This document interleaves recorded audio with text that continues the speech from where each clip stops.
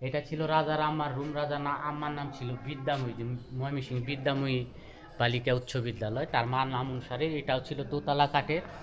এখানে উনার মায়ের বসবাস করত। আর এইটা?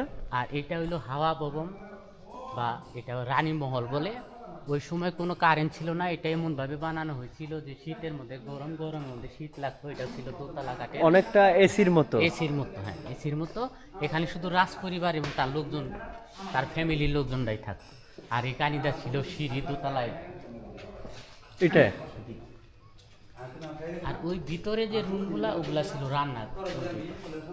আচ্ছা, এতগুলো রান্নাঘর, এখানে কতজন মানুষ থাকতেন তখন? তারা মনে করেন উনি তো ছিল বৃহত্তর ময়মনসিংহ মধ্যে একাই স্টেজের মধ্যে।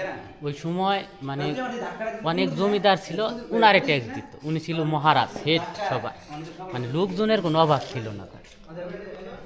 কি পরিমাণ এখানে মানুষজন থাকতেন? আর এটা ছিল মহারাজের মানে গেস্ট হাউস। এটাও ছিল দোতলা কাঠের। যারা গেস্ট আসতো বা আত্মীয় স্বজন আসতো, তারা এটার মধ্যে থাকতো।